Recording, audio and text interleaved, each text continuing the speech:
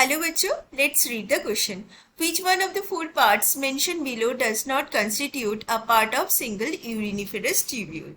Option A, distal convoluted tubule. Option B, collecting duct. Option C, Bowman's capsule. And option D, loop of Henle. तो इसके लिए हमको की concept जानना जरूरी है. तो the key concept is the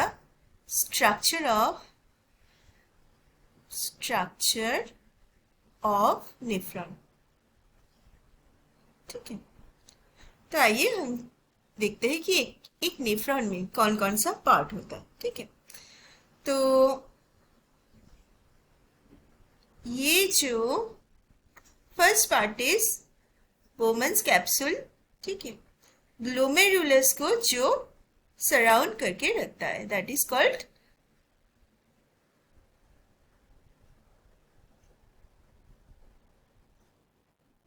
let me draw first, then I'm telling. Okay, तो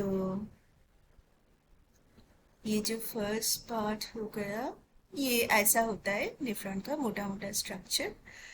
तो इसमें कलेक्टिंग डक्ट का भी मैं पिक्चर ड्रॉ कर लेती हूँ सो दैट. इसके बाद मैं एक्सप्लेन भी कर दूंगी कि कौन सा पार्ट क्या है. This is the picture of a nephron.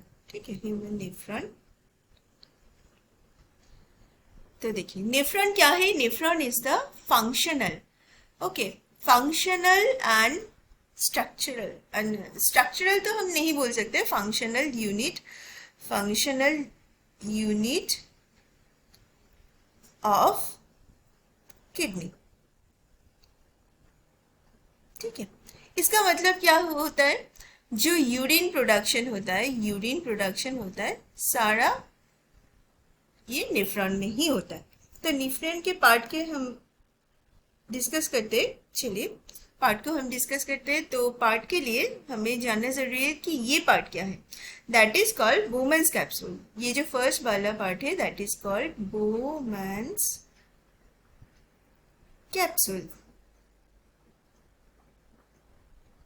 ठीक है, तो एक कैपिलरी का गुच्छा होता है. ठीक है, कैपिलरी का गुच्छा होता है, इसको सराउंड करके रखता है. इसको हम बोलते हैं ग्लोमेरुलस. ये जो tuft of capillaries that is called glomerulus. But we are not pointing out here because ये हमारे क्वेश्चन का हिस्सा नहीं है. हम बोमन्स कैप्सूल में फोकस करेंगे.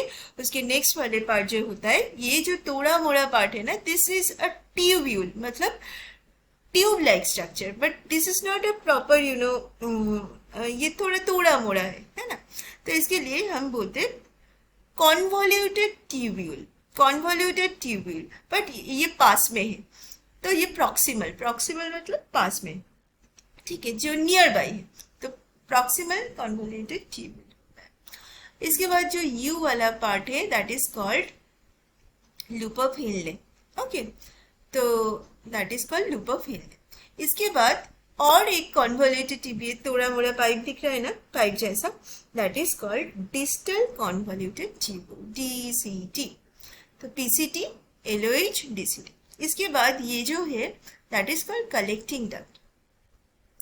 ये कलेक्टिंग डक्ट कोई एक नेफ्रॉन का हिस्सा नहीं है, क्योंकि ये कलेक्टिंग डक्ट में खूब सारे नेफ्रॉन्स जुड़े रहते हैं. जैसे कि ये वाला एक हो गया, लेट मी हाईलाइट है. हाँ, ये वाला एक हो गया, ये वाला एक हो गया, ये वाला एक हो गया.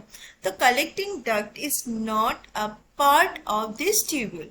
अब ट्यूब्यूल का पार्ट कौन सा है, देखिए रेनल ट्यूब्यूल ये टोटल, ये बोमन्स कैप्सूल से लेके PCT, then DCT, PCT, then LOH, then DCT, ये वाला टोटल हिस्सा, ये जो है इसको हम क्या बोल सकते हैं, that is called renal tubule. Okay, renal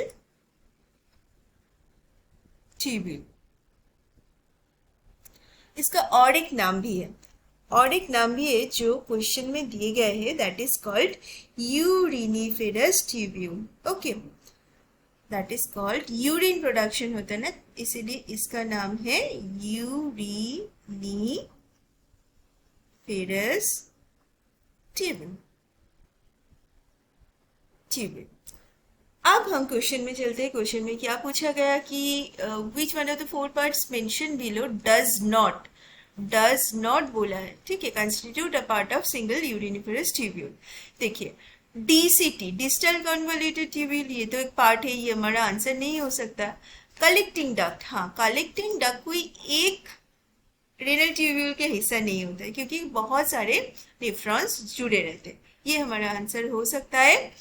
अच्छा बोमेंस कैप्सूल तो एक पार्टी है रेनल ट्यूब्यूल का, है ना, तो ये वाला जो कप शेपेड है तो ये हमारा आंसर नहीं होगा। उसके बाद लूप ऑफ हेनले जो यू वाला पार्ट होता है, ये भी हमारा आंसर नहीं होगा क्योंकि यहाँ पे डज नॉट बोला है, तो हमारा आंसर होगा ऑप्शन बी कलेक्टिंग डक्ट, ये हमारा आंसर है। I hope you have understood. Thank you so much.